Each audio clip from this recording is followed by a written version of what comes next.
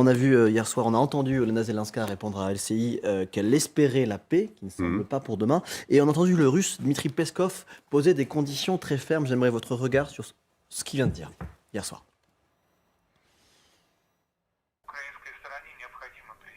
L'Ukraine doit comprendre les réalités existantes. Ces réalités signifient que la Fédération de Russie possède de nouvelles entités à la suite des référendums qui ont été organisés sur ces territoires. Sans tenir compte de ces réalités, il est impossible d'avancer. Oui, pas grand changement dans le discours russe. On a ça depuis le premier jour, on a ça depuis la Crimée, puisqu'il y avait eu un référendum déjà organisé de manière particulièrement légère. Donc voilà, et avec des référendums qui ne sont reconnus par personne, sauf par la Russie bien entendu. Donc aucun changement, c'est en gros, rendez-vous, et à ce moment-là, on fera la paix. Aucun changement. Est-ce que quand Vladimir Poutine se dit prêt à un accord, on va l'écouter tout de suite, il n'y a pas quand même un changement? On l'écoute. Comment trouver un accord? Peut-on s'entendre avec quelqu'un? Et avec quelle garantie? C'est évidemment toute la question. Mais au final, il faudra trouver un accord. J'ai déjà dit à plusieurs reprises que nous sommes prêts à ces arrangements. Nous sommes ouverts. Mais cela nous oblige à réfléchir pour savoir à qui nous avons affaire. Et comme d'après son discours et celui de Peskov, il a affaire à des nazis, des ukro-nazis, on ne voit pas très bien avec qui il va négocier. Non, mais c'est toujours le même discours. Enfin, je veux dire, c'est le discours. Et c'est toujours le même mensonge. C'est toujours le même mensonge, c'est toujours les mêmes manipulations d'un colonel du KGB parfaitement formé à ce type de pratique.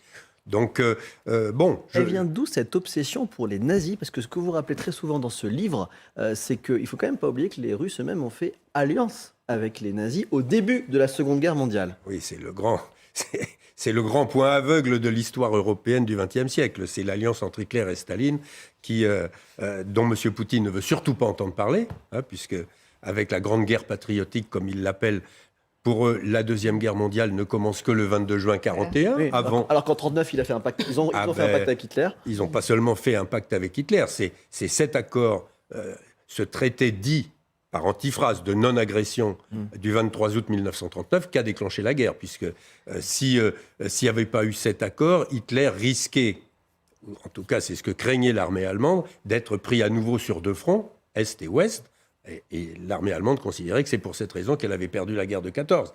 Donc c'était fondamental de signer cet accord. Il a été signé le 23 août. Le 1er septembre, Hitler attaquait. Mais surtout, il y avait dans cet accord des protocoles secrets qui prévoyaient la destruction de la Pologne. Oui, et puis, ils ont fait d'ailleurs. Ce qui a été fait immédiatement. Parce qu'il y a un deuxième accord dont personne ne parle jamais, le 28 septembre. Le 28 septembre, la Pologne est détruite.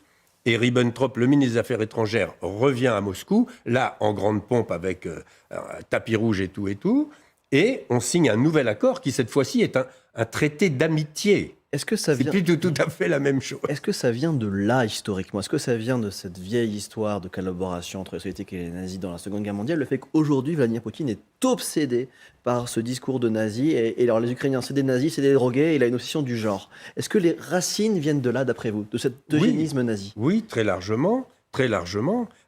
Imaginons que si Hitler n'avait pas attaqué le 22 juin 1941 l'URSS, on avait un immense espace qui allait de l'océan Pacifique jusqu'à l'océan Atlantique, qui était entièrement sous le contrôle de ces régimes totalitaires, qui étaient particulièrement violents quand même. Donc voilà, c'est tout à fait étonnant. Et il faut bien dire qu'une grande partie de ce qui se passe aujourd'hui en Europe centrale et orientale à l'égard des Russes vient de là. Les Polonais, les Baltes, les Bessarabiens, qu'on appelle Moldave aujourd'hui, qui était une province roumaine, tous ces gens-là, ils ont tous, certains Biélorusses, ils ont tous ça au fond de leur tête, évidemment, avec ce qu'on connaît, les massacres de Katyn, etc. Donc voilà. C'est pas n'importe quoi. C'est le centre de cette histoire. Alors, en Europe centrale et orientale, tout le monde connaît ça et ne parle que de ça. En Europe de l'Ouest, on ne veut surtout pas en parler. Pour des raisons faciles à comprendre, nous avons eu des partis communistes très puissants, le Parti communiste français, le Parti communiste italien, qui ont tout fait pour qu'on ne parle pas de ça. Je ne vais pas refaire toute cette histoire, mais étouffe. oui, non, plus que ça. Par exemple, dans les années 50, deux professeurs d'histoire communistes ont été obligés par le parti de publier un livre intitulé La vérité sur 1939, 300 pages pour dire ça n'a jamais existé, les documents qu'on publie sont des faux, etc., etc. Ça a laissé des traces.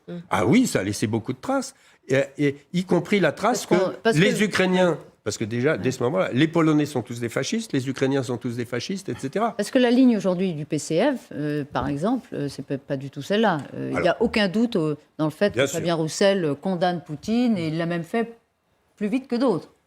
Il condamne Poutine, mais sur l'anniversaire de 1939, il est beaucoup plus... Ah oui. Ah oui, Revenez oui, sur oui. Non, mais, l'histoire. non, mais voilà, Ils ont bon. un beaucoup problème interrogé avec dessus non plus. l'histoire. Si, Pour si, revenir, si. Alors- pour revenir à aujourd'hui, on entend souvent dire que Poutine ne peut pas perdre cette guerre, dans le sens où cela n'est pas envisageable, acceptable pour le pouvoir russe. Est-ce que vous êtes d'accord avec ça? Et qu'est-ce que ça nous montre si la Russie était acculée à la défaite finalement? Ah non, il est certain que dans la tête de Vladimir Poutine, il n'est pas pensable de perdre la guerre. Pour une raison, je pense, assez simple, c'est que cet homme étant un colonel du KGB, le KGB n'a pas eu l'habitude de perdre. Et il a toujours fonctionné, ces gens-là ont toujours fonctionné en toute impunité. Donc, ce qui se passe me paraît assez normal de ce point de vue-là. Maintenant, j'étais dans un colloque international il y a 3 semaines à Prague, qui a été conclu par Garry Kasparov, le joueur d'échecs bien connu, et qui a dit la seule manière de sortir de cette affaire, c'est une défaite militaire de la Russie. Bon, donc voilà, on en est dans... Mais Ça en acculé prend à la chemin. défaite. Ça en Ça veut prend dire que les Acculé à la Ukrainiens ne peuvent défaite. pas gagner? Les Ukrainiens peuvent gagner. On ne sait pas ce qui peut se passer. Vous savez, dans une guerre, on ne sait jamais comment ça va se terminer. Des gens commencent une guerre avec des triomphes extraordinaires. À la fin, ils sont totalement détruits. Bon, à l'inverse, d'autres commencent une guerre dans une situation catastrophique et à la fin, ils gagnent. Donc, on ne sait pas ce qui va se passer. Énormément de choses dépendent d'abord de l'armement. Est-ce que les Américains, les Européens vont continuer à armer, Il à semble que financer? Oui, pour l'instant. il semble que oui. Pour l'instant, il semble que oui. Donc, ça, c'est extrêmement important. Et la parce que France aussi, elle a annoncé de La nouveaux France crédits aussi. hier. une chose est certaine, les Ukrainiens, ils ont des combattants. Ils ont des gens qui sont prêts à mourir. Bon, c'est très important dans une guerre. Il ne faut jamais oublier C'est ça. plus moins le cas des Russes, vous pensez? Alors, c'est peut-être moins le cas des Russes. Et ça risque de l'être de moins en moins. Parce que plus il y aura de morts du côté russe pourquoi? Pour quelques bouts de terrain au Donbass, ça paraît un petit peu bizarre. Et puis surtout, il y a quand même toutes ces familles russo-ukrainiennes ou ukréno-russes qui peuvent jouer aussi un certain rôle en disant mais pourquoi est-ce qu'on continue à s'entretuer? C'est absurde. Parce que quand même, là, les informations circulent entre les familles. Bon, les gens se parlent, ils disent mais qu'est-ce que tu fais, etc. Cela dit, il faut bien voir qu'en Russie aujourd'hui, il y a quand même un sentiment ultranationaliste important, encore important, alors qui semble baisser, parce que avec l'annexion de la Crimée, M. Poutine a enregistré un triomphe, il a organisé son triomphe, et il faut bien dire qu'une grande partie de la population a adhéré. En 2014. Mais là, 8 ans plus En tard, c'est pas la 2014. même histoire. Mais surtout reste que, fort, surtout quand que l'Ukraine n'avait coûté aucun mort, ou à peu près. Oui, Donc, ça s'était fait en Crimée, ça s'était voilà, fait ça s'était comme fait. ça. Dans Hop. le Donbass, ça avait été un peu plus compliqué. Alors dans le Donbass, oui. Alors le Donbass, c'était plus compliqué, mais ça restait une guerre Il y a plus de hybride. morts. Il y a plus de morts, bien Il y en a sûr. 15 000 morts mais des deux côtés. Oui, mais c'était moins Est-ce que vous spectaculaire, voulez je dire dirais. qu'il a Oui. encore un capital de nationalistes à son service oui, sur oui, lequel oui, il peut oui, compter pour bien sûr. l'instant? Et y compris ce qu'on raconte dans ce livre, la manière dont il tente aujourd'hui d'enrégimenter la jeunesse. Il y a tout un discours dans les écoles, ultra-militariste, etc.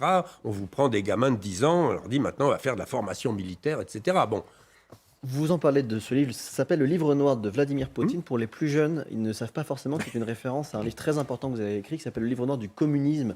En 1997, vous avez eu accès aux archives à l'époque inédites du Comintern. Question bête, est-ce que Vladimir Poutine est communiste ou l'a été? Vladimir Poutine a forcément été communiste. On n'entre pas au KGB si on ne montre pas, j'allais dire, pas de blanche ou Cette pas de question, rouge. parce qu'on se demande Bon. si c'était pas- certains Mais- historiens se demandent si c'était pas par cynisme déjà. Non, Il était non. soviétique, oui, mais est-ce qu'il a été communiste? Oui, Il était communiste parce qu'il était un homo soviéticus et que, voulant faire carrière au KGB, il adhérait au discours, bien entendu. Mais moi, je distingue toujours communiste et KGBiste. Hein, c'est deux choses Il est distinctes. plus KGBiste que communiste. Il est beaucoup plus KGBiste que communiste. La meilleure preuve, c'est qu'il a laissé tomber complètement l'idéologie communiste, mais que par contre, sa pratique relève encore très largement de ce qu'était le KGB. Et de ce point de vue-là, il faut bien dire que le contraste avec Mikhail Gorbatchev est assez spectaculaire. Hein, parce que Gorbatchev était un très bon communiste, sinon il n'aurait jamais été propulsé secrétaire général du parti. Il avait coché toutes les cases. Mais en même temps, c'était un homme d'État, c'était un homme qui se préoccupait de l'avenir de l'URSS. Alors ça n'a pas marché. Ça n'a pas marché parce qu'il a voulu réformer ce système qui était tout simplement irréformable, et du point de vue économique et du point de vue politique. Mais c'était quand même un des actes essentiels de Gorbatchev quand il a été nommé. Il a convoqué ses chers collègues communistes d'Europe centrale et orientale et il leur a dit, à partir de maintenant, ne comptez plus sur les chars soviétiques. Débrouillez-vous. Donc la question de la terreur était quelque chose de très important. Alors que, bien entendu, Poutine, lui, n'a aucun scrupule de ce côté-là. Le Kremlin a annoncé hier qu'il n'y aurait pas de conférence de presse annuelle de Vladimir Poutine, le grand face-à-face avec la presse pourtant organisée chaque année, des heures de conférences. Ça m'a fait penser à un chapitre de votre ouvrage, le chapitre 6, consacré à la langue de Poutine. Les formules incisives, calculées, les blagues en dessous de la ceinture, les propos scabreux. De quoi est-ce révélateur selon vous? D'ailleurs, vous sous-titrez « L'argot chez Poutine, marqueur d'un code de vie ». Oui, alors ça, c'est quand même assez nouveau. Et c'est caractéristique, à notre avis, parce que ce n'est pas moi qui ai écrit ce chapitre, mais c'est Yves Amand, qui est un spécialiste, qui était le premier traducteur de Solienitsyn, donc quelqu'un qui, quand même, pratique assez bien la langue russe. C'est caractéristique de quelque chose de finalement très nouveau, qui est l'association entre des gens du KGB, comme l'équipe de Poutine de Saint-Pétersbourg, et le grand banditisme. Alors ça c'est quelque chose de très nouveau. Ça n'existait pas vraiment jusqu'en 1988, 89, 90, mais très rapidement, à partir du moment où le pouvoir s'est effondré, et surtout à Saint-Pétersbourg, puisque c'était le grand port par où entraient et sortaient l'essentiel des marchandises de Russie, avec tous les trafics, armes, cocaïne, femmes, etc., etc.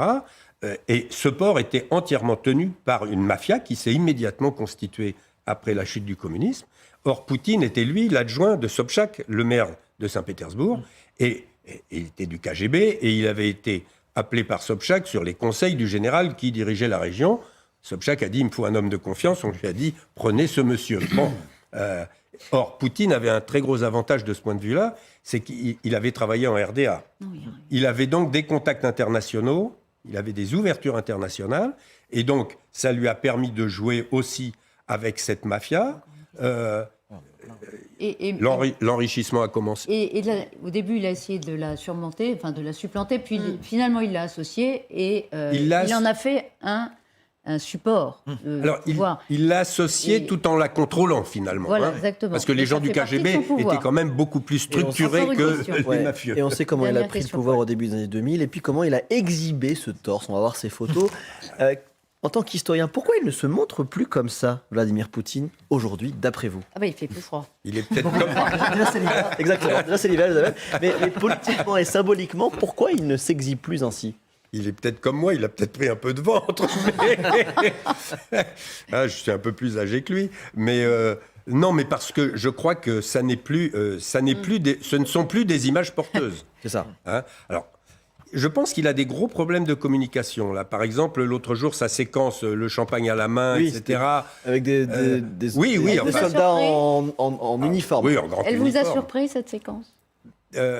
Oui, parce que c'est quand même étonnant de se promener le champagne à la main alors qu'on est en train de faire tuer toutes sortes de gens, y compris de ses concitoyens. Et la séquence avec les maires était quand même incroyable. Hein, parce que là, c'était vraiment une mise en scène pure et simple, avec des mères qui disent oui, je suis content que mon fils soit mort pour la patrie, et Poutine disant, vous savez, il vaut mieux mourir pour la patrie que mourir d'une overdose. Alors bon, oui, d'accord, ça laisse entendre que la moitié des Russes meurent d'overdose et l'autre moitié meurt. Merci. C'est très curieux. Merci Stéphane Courtois, vous êtes donc co-auteur du livre Le Livre Noir de Vladimir Poutine avec Galia Ackerman qu'on salue très fort ce matin. Merci à vous. Merci. Merci à tous.